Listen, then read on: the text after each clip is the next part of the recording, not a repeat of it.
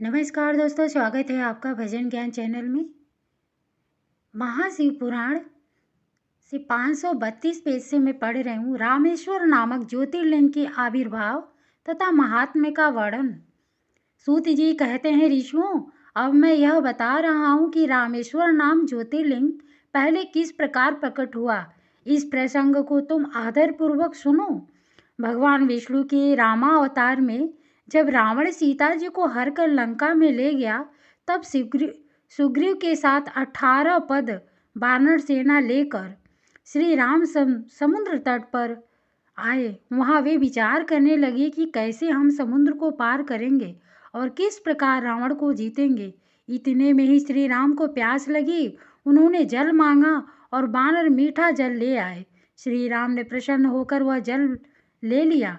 तब तक उन्हें स्मरण हो आया कि मैंने अपने स्वामी भगवान शंकर का दर्शन तो किया ही नहीं, फिर यह जल कैसे ग्रहण कर सकता हूँ। ऐसा कहकर उन्होंने उस जल को नहीं पिया। जल रख देने के पश्चात रघुनंदन ने पार्थिव पूजन किया। आवाहन आदि 16 उपचारों को प्रस्तुत करके विधि पूर्वक बड़े प्रेम से शंकर जी की अर्चना की। प्रणाम तथा दिव्य स्तोत्रों द्वारा यत्न पूर्वक शंकर जी को संतुष्ट करके श्री राम ने भक्ति भाव से उनसे प्रार्थना की।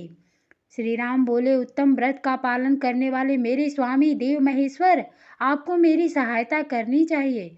आपके सहयोग के बिना मेरे कार्य की सिद्धि अत्यंत कठिन है। रावण भी आपका ही भक्त है। वह सबके लिए सर्वथा दुर्जय है, परंतु आपके दिए हुए वरदान से वह सदा दर्प में भरा रहता है।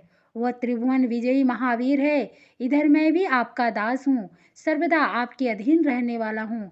सदाशिव यह विचार करके आपको मेरे प्रति पक्षपात करना चाहिए। सूति जी कहते, इस प्रकार प्रार्थना और बारंबार नमस्कार करके उन्होंने उच्च स्वर से जय शंकर जय शिव इत्यादि का उद्घोष करते हुए शिव का स्तवन किया। फिर उनके मंत्र के जप और ध्यान में तत्पर हो गए। तत्पश्चात पुनः पूजन करके वे स्वामी के आगे नाचने लगे। उस समय उनका हृदय प्रेम से द्रवित हो रहा था। फिर उन्होंने शिव के संतोष के लिए गाल बजाकर अव्यक्त शब्द किया। उस समय भगवान शंकर उन पर बहुत प्रसन्न हुए और वे ज्योतिर्मय महेश्वर वामांग भूता पार्वती तथा पार्षद गणों के साथ शास्त्रोक्त निर्मल रूप धारण करके तत्काल वहां प्रकट हो गए। श्री राम की भक्ति से संतुष्ट चित्त होकर महेश्वर ने उनसे कहा, श्री राम, तुम्हारा कल्याण हो, वर मांगो। उस समय उनका रूप देखकर वहां उपस्थित हुए सब लोग पवित्र हो गए। शिव धर्म परायण श्री राम जी ने स्वयं उनका पूजन किया। फिर भांति भांति की स्तुति हमें प्रणाम करके उन्होंने भगवान शिव से लंका में रावण के साथ होने वाले युद्ध में अपने लिए विजय की प्रार्थना की। तब राम भक्ति से प्रसन्न हुए महेश्वर ने कहा, महाराज तुम्हारी जय हो। भगवान शिव के दिए हुए विजय सूचक वर अब युद्ध की आज्ञा को पाकर श्री राम ने नतमस्तक हो हाथ जोड़कर उनसे पुनः प्रार्थना की। श्री राम बोले, मेरे स्वामी शंकर, यदि आप संतुष्ट हैं तो जगत के लोगों को पवित्र करने तथा दूसरों की भलाई करने के लिए सदा यहाँ निवास करें। सूत जी कहते हैं, श्री राम के ऐसा कहने पर भगवान शिव वहाँ ज्योतिर्लिंग के रूप में स्थित हो गए। तीनों लोकों में रामेश्वर के नाम से उनकी प्रसिद्धि हुई।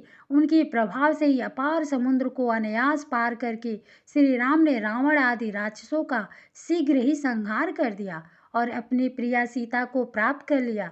तब से इस भूतल पर रामेश्वर की अद्भुत महिमा का प्रसार हुआ। भगवान रामेश्वर सदा भोग और मोक्ष देने वाले तथा भक्तों की इच्छा पूर्ण करने वाले हैं। जो दिव्य गंगा जल से रामेश्वर जी को भक्ति पूर्वक स्नान कराता है, वह जीवन मुक्त ही है। इस संसार में देव दुर्लभ समस्त भोगों का उपभोग करके अंत में उत्तम ज्ञान पाकर वह निश्चय ही कैवल्य मोक्ष को प्राप्त कर लेता है। इस प्रकार मैंने तुम लोगों से भगवान शिव के रामेश्वर नामक दिव्य ज्योतिर्लिंग का वर्णन किया, जो अपनी महिमा सुनाने वालों के समस्त पापों को अपहरण करने वाला है। ओम नमः शिवाय। धन्यवाद।